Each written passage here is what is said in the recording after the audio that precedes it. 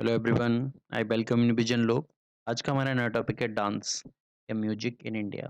Music मतलब संगीत। तो हम देखेंगे भारत में संगीत का विकास कैसे हुआ, क्या क्या उसके पीछे तथ्य आते हैं जिनके थ्रू विकास हुआ है और किस किस टाइप से हमारा संगीत भारत में यूज होता है। हम स्टार्ट करते हैं कंप्लीट हिस्ट्री ऑफ संगीत या म्यूजिक। स्टार्ट करते हैं म्यूजिक। म्यूजिक को बोला जाता है संगीत। तो म्यूजिक किसी भी कल्चर की जो एक तरह से म्यूजिक को बोला जा सकता है सोल, क्योंकि उससे कल्चर की डाइवर्सिटी उसमें पता चलती है। ठीक है।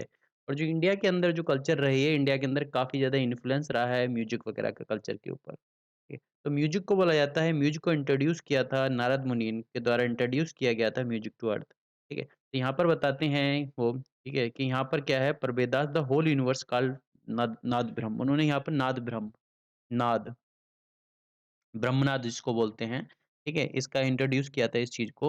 इसके अलावा जो पुराने टाइम में देखें तो इंडस वैली सिविलाइजेशन में भी म्यूज़िक का काफ़ी ज़्यादा चीज़ दिखाई देती है। यहाँ पर एक 7 होल फ्लूट जो है फाइंड हुआ है, रिकवर हुआ है 7 होल फ्लूट। तो इसका मतलब ये लोग भी, जो इंडस वैली सिविलाइजेशन के जो लोग थे, वो भी म्यूज़िकली इंस्ट्रूमेंट का यूज़ करते थे और म्यूज़िक की उन्हें भी नॉलेज थी।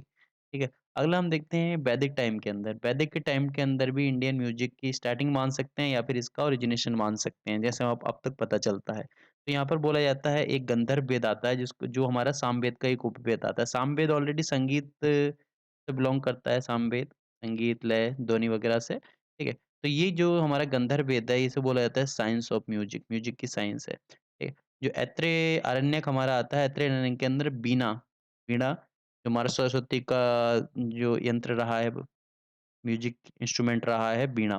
तो वीणा का जो ज़िक्र हुआ है अरण्यक के अंदर, अत्रेय अरण्यक के अंदर इसका ज़िक्र हुआ है। इसके अलावा जो जैमिनी ब्राह्मण है, वहाँ पर बोला गया है कलेक्टिवली डांस और म्यूजिक के बारे में, मतलब डांस और म्यूजिक दोनों को एक साथ करने के बारे में बताया गया है। इसके अलावा बोला जाता है वर्ड ओम, इसे बोला जाता है सारे राग और जितने भी हमारे नोट्स हैं, सारे गाँव पा धा नी, सबके पीछे जो रीज़न आता है, सबका जो सोर्स आता है, दैट इज़ ओम। अगला हम देखते हैं पाणिनि, महर्षि पाणिनि बोले जाते हैं कि art of making music first. सबसे पहले इन्होंने म्यूजिक की कला की, कैसे म्यूजिक को बनाना है, कैसे म्यूजिक को गाना है, उसकी सबसे जो पहले जो कला दी थी, दैट इज़ ए महर्षि पाणिनि। इसके अलावा जो अगले आते हैं भरत का नाट्य शास्त्र। भरत मुनि का नाट्य शास्त्र है, वो म्यूजिकोलॉजी को फर्स्ट सबसे पहले क्लैरिफाई करते हैं, एलैबोरेट करते हैं फर्स्ट टाइम हिस्ट्री के अंदर, नाट्य शास्त्र। अब नाट्य शास्त्र हमारा एक्चुअल में एक ड्रामा पीस के अंदर से आते हैं, डांस का भी हमने इसके अंदर इन्वॉल्व देखा, ठीक है, और म्यूजिक का भी इसके अंदर इन्वॉल्यूशन रहा है, नाट्य शास्त्र के अंदर। अगला जो आते हैं 13th सेंचुरी के आसपास, जो डिफाइन किया गया है 264 राग को। एक हमारे सारंगदेव हुए, सारंगदेव की एक बुक आती है संगीत रत्नाकर। संगीत रत्नाकर के अंदर उन्होंने 264 रागों के बारे में डिफाइन किया है। इसके अलावा जो मतंग मुनि आते हैं, मतंग मुनि ने अपनी बृहदीसी का एक संस्कृत टेक्स्ट आता है, उसके अंदर राग को डिफाइन किया है कि राग क्या है, 6 से 8 सेंचुरी के आसपास। भारतीय जो म्यूजिक है, भारतीय क्लासिकल म्यूजिक के 3 पिलर बताए जाते हैं। पहला है स्वर, राग और ताल। स्वर, राग और ताल, ठीक है। देखते हैं क्या होता है स्वर। तो स्वर को बोला जाता है कि ये जो हमारे 7 सप्तक आते हैं, सप्तक या सरगम बोलते हैं, दैट इज़ सा, रे, गा, मा, पा, धा, नी। ये जो भी म्यूजिक है वो सब इसी के ऊपर डिपेंड करता है, सा, रे, गा, मा, पा, धा, नी के ऊपर। इसी ध्वनि से सा, रे, गा, मा, पा, धा, नी से सारे म्यूजिक म्यूजिक वगैरह जितने भी हम सॉन्ग वगैरह देखते हैं, सब इन्हीं के ऊपर करते हैं। किसका रेशियो कितना रखना है, किसका कम रखना है, वो उसके ऊपर डिपेंड करता है। ठीक है, तो हमारे ये 7 टोटल सरगम आते हैं, सप्तक आते हैं, सा, रे, गा, मा, पा, धा, नी। अगली चीज़ देखते हैं राग।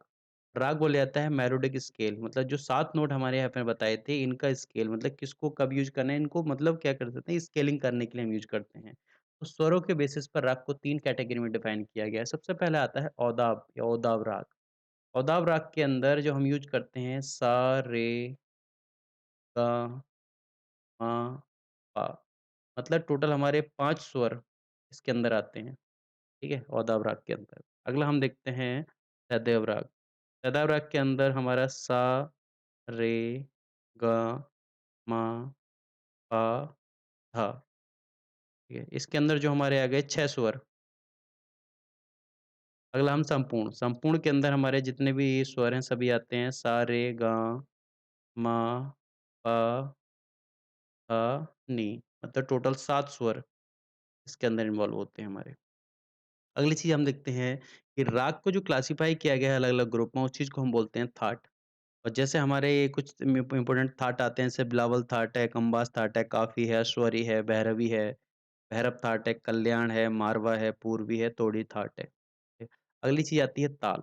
ताल हमारा आता है कि जैसे किसी गाने की रिदम साइकिल वगैरह देखते हैं, इसको हम बोलते हैं रिदम साइकिल या फिर ग्रुपिंग ऑफ बीट्स, ठीक है? दैट इज़ ताल। टेम्पो ऑफ ताल बोला जाता है कि मतलब यूनिफ़ॉर्मिटी ऑफ टाइम स्पेन, ठीक है? जिसे हमने लय भी बोला है इस चीज़ को। ताल को कितनी स्पीड से रखना है, कैसे धीरे रखना है, टाइम स्पेन उनमें क्या रहेगा, उसके ऊपर डिपेंड करता है। हम देखते हैं कि भारतीय जो म्यूज़िक है, भारतीय संगीत है, उसको 3 पार्ट के अंदर मेन बेसिकली हमने क्लासिफ़ाई किया है। पहला पार्ट आता है that is the classical music. Classical music जो हमारा म्यूज़िक है, वो भरत मुनि के नाट्य शास्त्र से इसकी जड़ मिलती है। इसका ओरिजिनेट मिलता है भरत मुनि के नाट्य शास्त्र में भी इसका ज़िक्र मिलता है क्लासिकल म्यूज़िक का, ठीक है?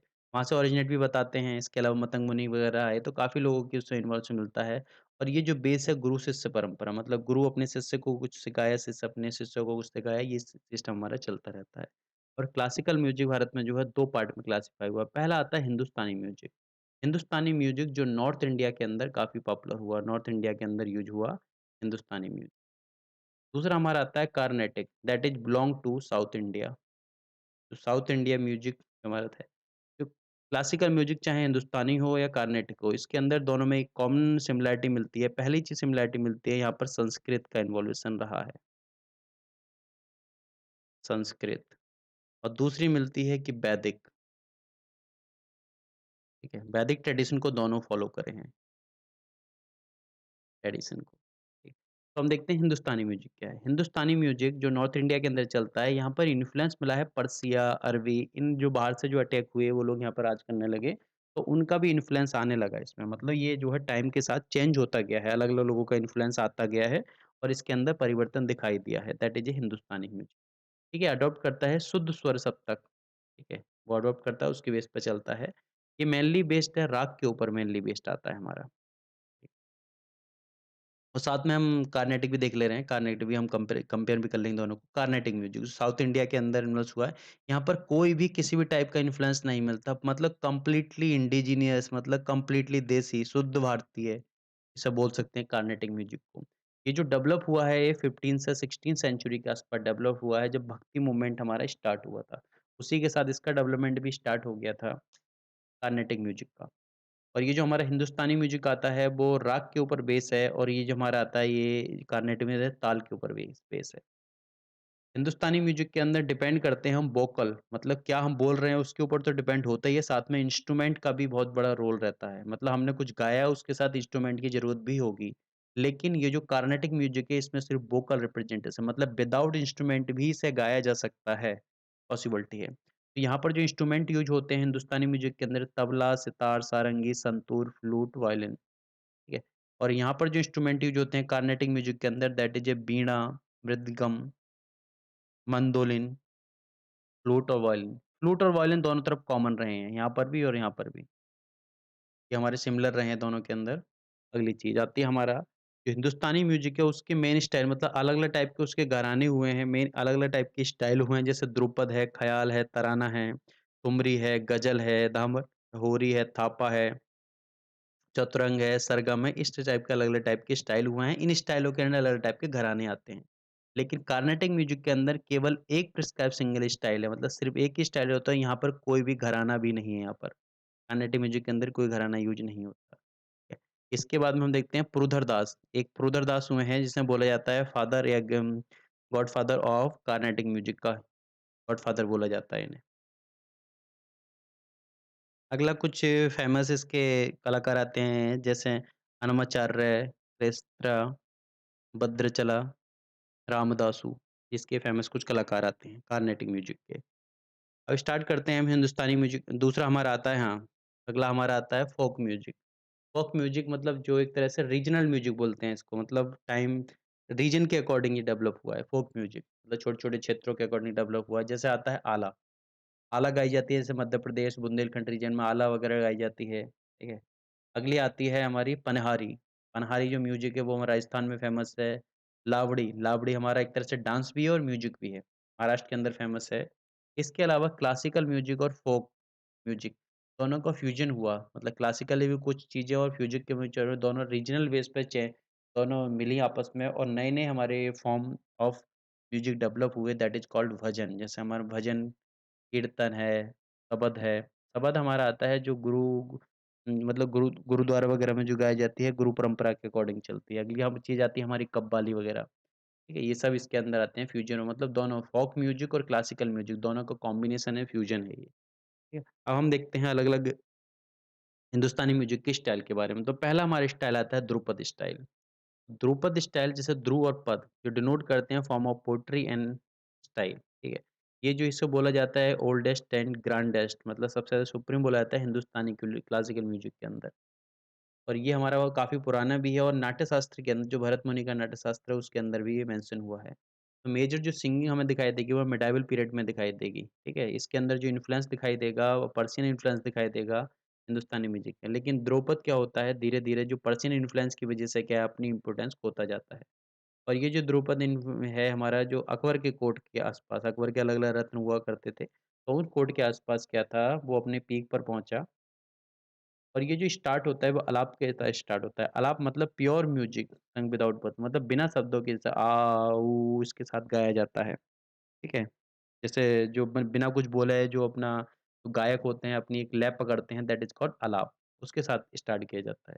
जैसे बाबा गोपाल दास है, स्वामी हरिदास है, तानसेन सेन है, राजा मान सिंह तोमर है, ये इसके फ़ेमस कलाकार हुए हैं। ठीक है? इसकी 4 सब फ़ॉर्म भी बोली जाती हैं बानी के बेस पर।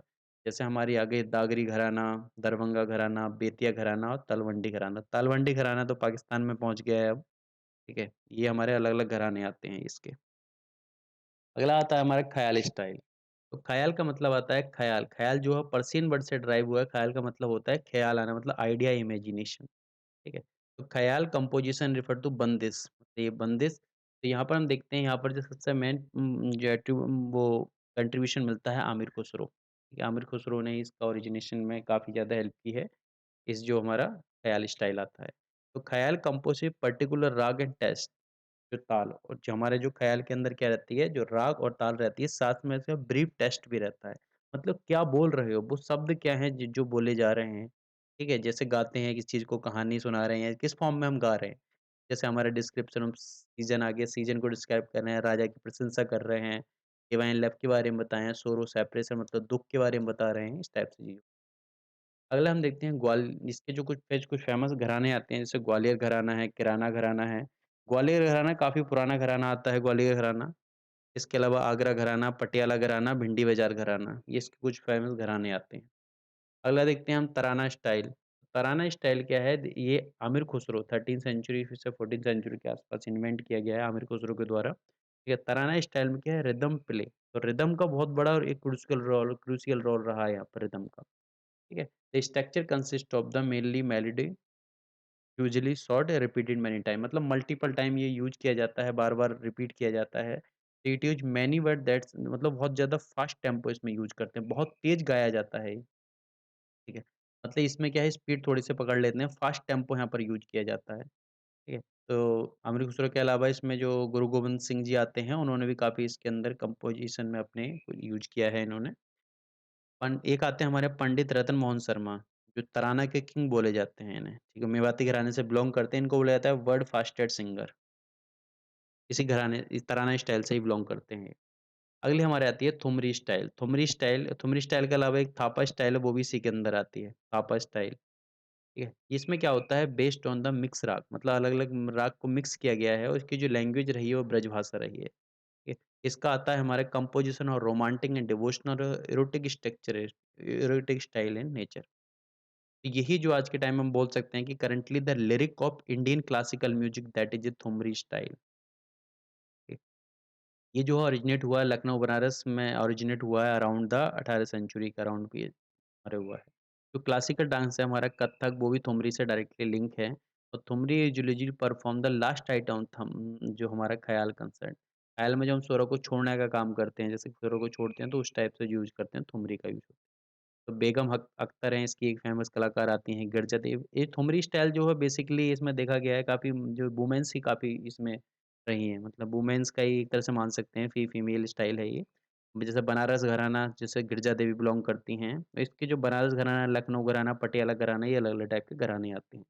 अगला हम देखते हैं गज़ल स्टाइल। गज़ल का जो ओरिजिनेट बोला जाता है कि वो ईरान के अंदर 10th सेंचुरी में ओरिजिनेट हुआ है गज़ल स्टाइल। तो गज़ल धीरे-धीरे 12th सेंचुरी के आस-पास सूफ़ीज़्म जो था उसके साथ फैलता गया, ठीक है? साउथ एशिया में फैला। उसके बाद में ये इस्लामिक सल्तनत के साथ भी काफ़ी ज़्यादा इन्वॉल्व रहा और वहाँ पे भी ये पहुँचा और मुगल टाइम में ये काफ़ी ज़्यादा अपनी जिंद पर पहुँच गया। तो यहाँ पर हम देखते हैं पोएट्री एक्सप्रेशन, तो यहाँ पर जो होता है pain of loss of separation और beauty of love in split of that pain, मतलब दुःख और दुःख का मतलब सेपरेशन, बिछुड़ना, उनके ऊपर ज़्यादा फ़ोकस किया गया है गज़ल वगैरह। आमिर खुसरो इसके बोले जाते हैं first expounders of the art making ghazal. इसके अलावा मोहम्मद इकबाल हैं, मिर्ज़ा गालिब है, रूमी हैं, हाफ़िज़ हैं, काज़ी नज़रुल इस्लाम वगैरह हैं। इनके इसके फ़ेमस कलाकार आते हैं गज़ल स्टाइल के। ये था हमारे पास म्यूज़िक, इंडिया में जो चलने वाले जो फ़ेमस म्यूज़िक हैं। Thank you everyone.